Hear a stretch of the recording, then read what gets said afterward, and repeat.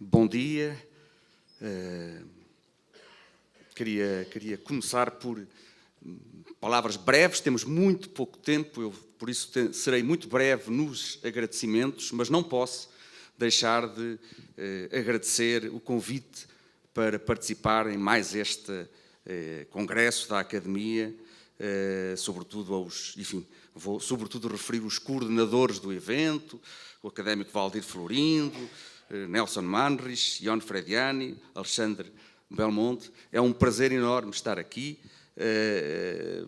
Felicito também, mais uma vez, a Academia pela realização de um congresso tão participado e que, pelo número de presentes, será, com certeza, um êxito. Eu vou também cumprimentar os meus colegas da mesa, o Presidente Jorge Norte Sousa Filho, o Dr. Morlini, um prazer estar com eles.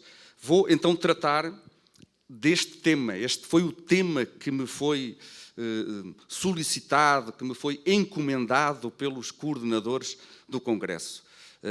No fundo, um tema que eu sei bem que é um tema extremamente atual no Brasil, tem sido muito discutido nestes últimos anos e penso que agora, neste preciso momento, está a ser particularmente discutido. Eu vou, naturalmente, dar a perspectiva portuguesa.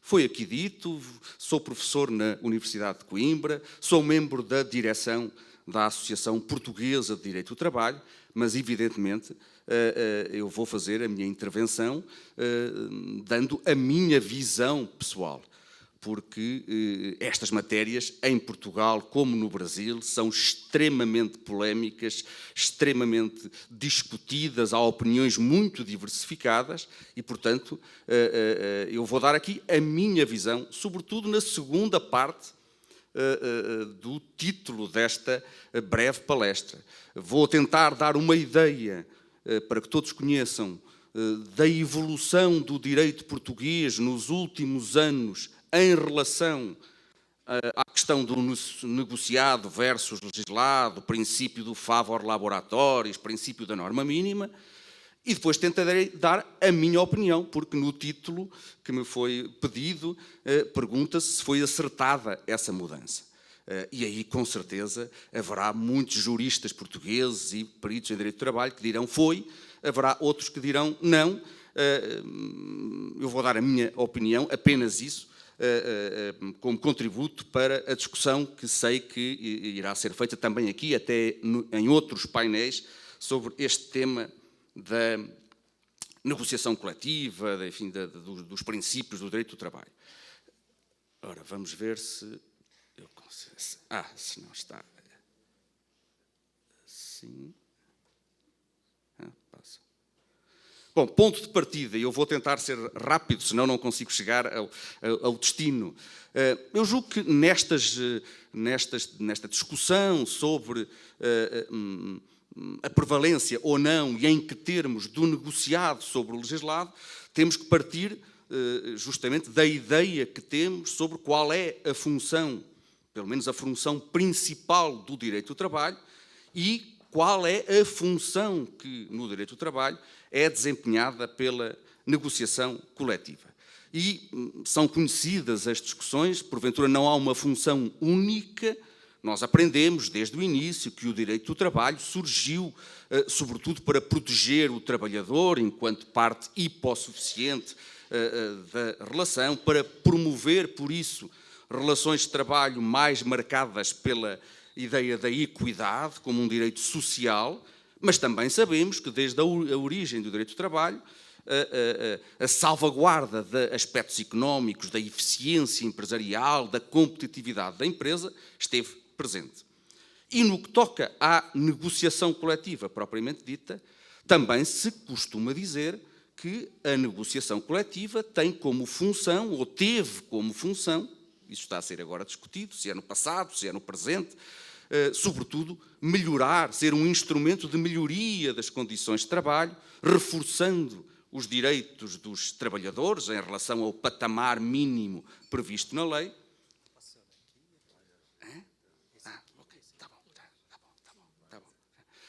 Ou se essa função deveria ser, sobretudo nos dias de hoje, a de permitir que a negociação coletiva permitisse adaptar as condições de trabalho, já não tanto melhorar, mas adaptar as condições de trabalho às necessidades empresariais e, portanto, ser mais sensível a aspectos de índole económica das próprias empresas.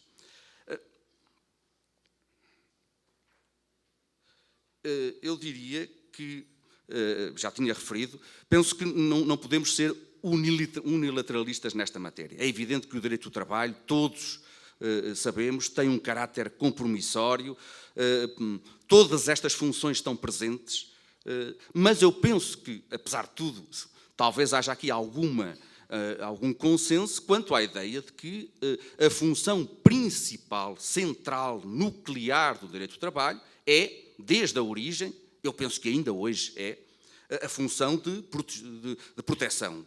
O direito do trabalho tem essa finalidade acima de todas as outras. Uma função de proteção do trabalhador, de promoção dos seus interesses enquanto sujeito débil dessa relação. Mas há outras funções que ao direito do trabalho cabe e à negociação coletiva, designadamente, como aí se refere, a função de salvaguardar a eficiência, a competitividade empresarial, ela está também presente entre nós. Ora bem, quanto ao princípio, ao alcance do princípio do favor laboratoris, à pergunta que me colocaram quanto a Portugal, como é que em Portugal se resolvem os problemas de articulação e de concorrência entre o direito legislado, entre as leis do trabalho e as normas que brotam, que resultam da negociação coletiva, convenções coletivas de trabalho, acordos coletivos de trabalho. Bom, nós tivemos durante muitos anos o sistema português, eu diria, durante quase todo o século XX, as últimas décadas do século XX, inspirou-se nessa matéria no conhecido princípio, enfim, nós dizemos muito em Portugal o princípio do favor laboratoris, eu penso que aqui no Brasil talvez o princípio da norma mais favorável, a ideia é mais ou menos essa, a ideia de que, verdadeiramente, quando há concorrência de normas, quando a mesma questão se encontra disciplinada na lei e na Convenção Coletiva de Trabalho, ou no Acordo Coletivo de Trabalho, no direito do trabalho, a regra, o princípio, não é necessariamente o da prevalência da lei, pode ser o da prevalência da fonte inferior, da convenção coletiva, desde que, e aqui é que está a diferença, desde que o regime estabelecido por essa fonte inferior se mostre mais favorável para o trabalhador.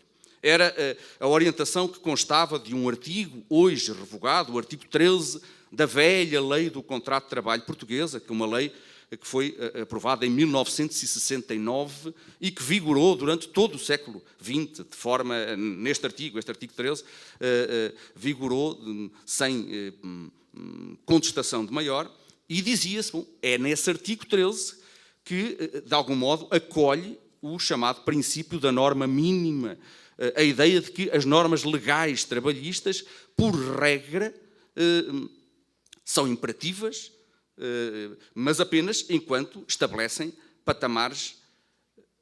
patamares mínimos de proteção do trabalhador. Isto é, não são absolutamente imperativas, não são imodificáveis por convenção coletiva, podem até ser afastadas por convenção coletiva, mas só se a convenção coletiva estabelecer um tratamento mais favorável para o trabalhador. E, portanto, nós, utilizando a terminologia portuguesa, falamos muito norma imperativa mínima, norma relativamente imperativa, como sendo a norma característica do direito do trabalho, aquela que cumpria a função principal do direito do trabalho, proteger o trabalhador. O direito do trabalho, disse, não visa estabelecer condições rígidas de emprego, estabelece patamares mínimos.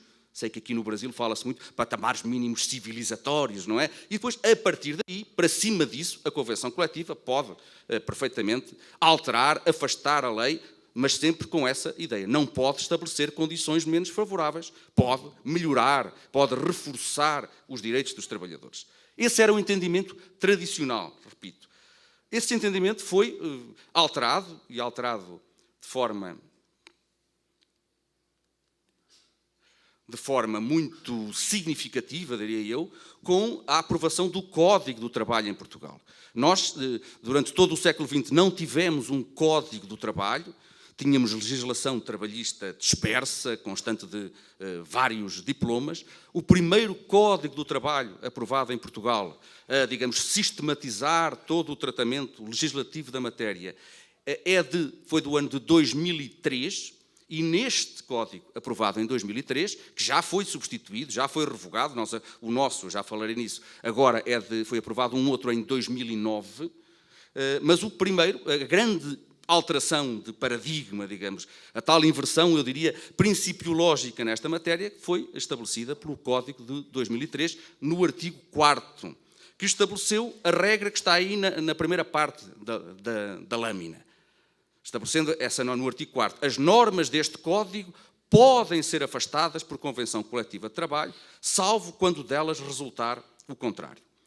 E, portanto, a leitura que se fez em Portugal deste artigo 4º do Código de Trabalho de 2003 foi justamente a de que, a partir do Código de 2003, o sistema passou a permitir aquilo que antes, em princípio, não era permitido. Isto é, o sistema jurídico passou a permitir que, por convenção coletiva de trabalho, as normas legais estabelecidas no Código do Trabalho pudessem ser afastadas por essa convenção, seja para reforçar os direitos dos trabalhadores, seja para enfraquecer, reduzir, diminuir os direitos dos trabalhadores.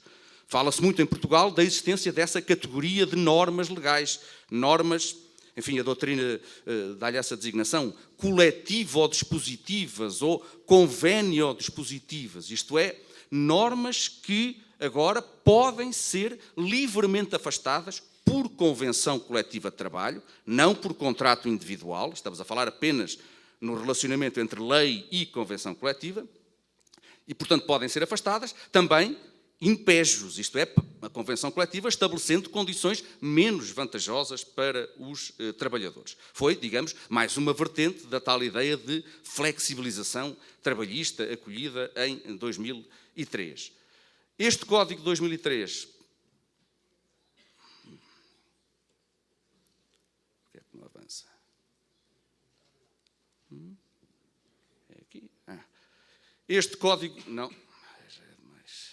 foi substituído, como vos disse, já por um outro código. Enfim, nós tivemos décadas sem ter um Código do Trabalho e depois fizemos dois códigos quase, enfim, um a seguir ao outro, com 5 anos de separação. O atual código é de 2009 e no artigo 3º, digamos, mantém aquela norma do artigo 4º, foi muito polémica, muito discutida, muito contestada, porque justamente inverteu o princípio do tratamento mais favorável e, portanto, deu asa a grandes discussões. Em 2009, o sistema foi um pouco suavizado, isto é, mantém-se o princípio, que foi instituído em 2003, as normas legais reguladoras do contrato de trabalho podem ser afastadas por convenção coletiva de trabalho, salvo quando delas resultar ao contrário. Portanto, o princípio, ainda hoje em Portugal, é esse, natureza convênio-dispositiva ou coletivo-dispositiva das normas legais trabalhistas, portanto, a ideia de uma flexibilização do regime, alterando o sistema legal para pior na ótica dos trabalhadores, desde que através de convenção coletiva de trabalho, mas em 2003 o legislador procurou estabelecer aqui uma solução um pouquinho de compromisso, de equilíbrio, embora o princípio seja este. O novo Código estabeleceu uma ressalva, isto é, o número 3 desse artigo 3º veio indicar que há um conjunto de normas legais reguladoras do contrato de trabalho que só poderão ser afastadas por convenção coletiva de trabalho desde que a convenção coletiva disponha em sentido mais favorável aos trabalhadores, num conjunto de matérias que o próprio Código indica. E essas matérias, eu não vou ler isto, enfim, mas em todas essas matérias que estão aí nessa lâmina, direitos de personalidade, igualdade, não discriminação, proteção na parentalidade, trabalho de menores, bom, tudo isso, não vou ter tempo para ler, em todas estas matérias, o legislador português estabeleceu agora de forma clara, nesta parte, digamos, A regra do favor laboratórios continua a valer. As convenções coletivas não podem tocar nestas matérias previstas na lei, no regime legal sobre estas matérias, no sentido de desfavorecer os trabalhadores. No resto, nas outras matérias, naquilo que não estiver previsto aqui neste número 3, então aí sim, o princípio é o de que o negociado pode prevalecer sobre o legislado, mesmo que estabelecendo condições menos vantajosas para o trabalhador.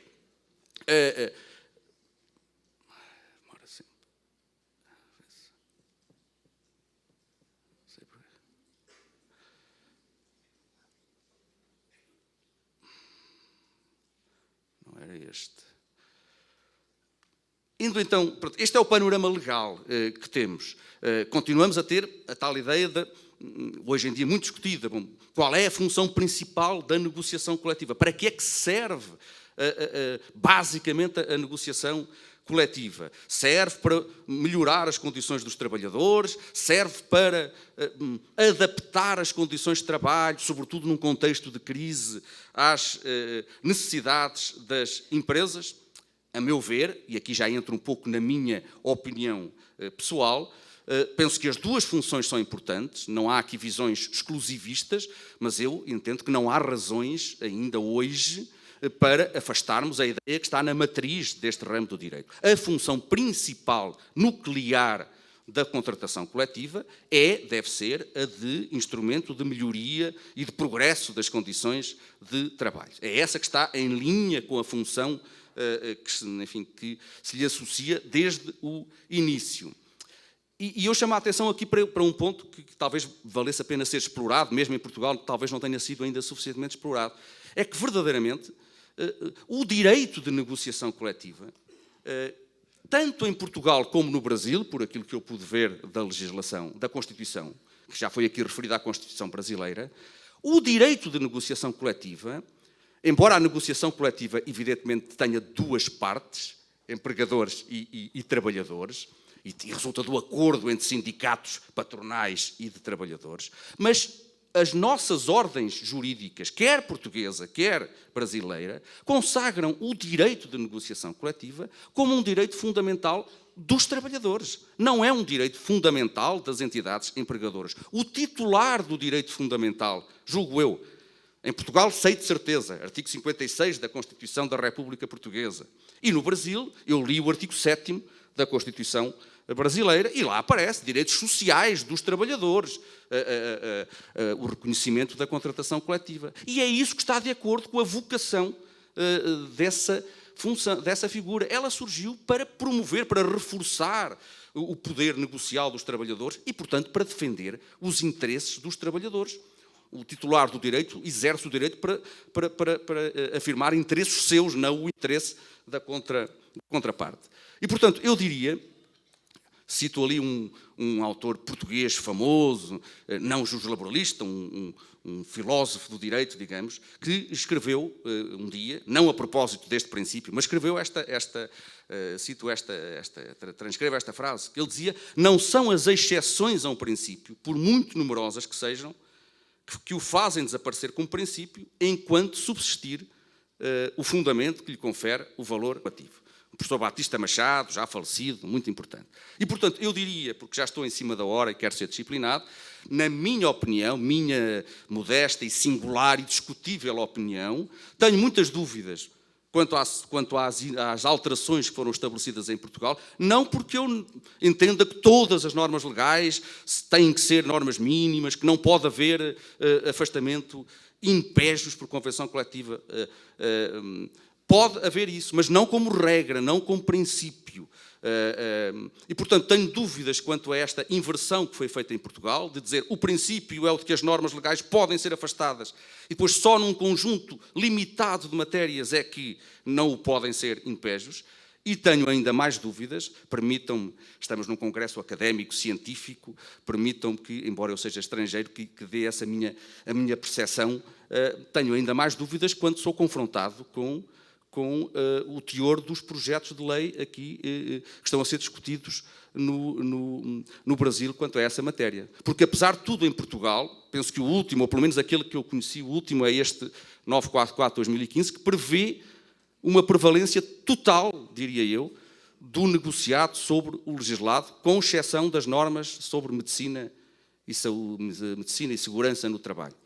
Eu diria, bom, comparando com o sistema português, e peço desculpa, enfim, usando a fórmula brasileira que eu aprendi aqui num congresso com o meu amigo, caríssimo ministro Pedro Paulo Manos, não sei se está aí na assistência, ele disse, bom, você diga data vénia, podemos dizer, dizendo data vénia, posso criticar à vontade. Então, data vénia,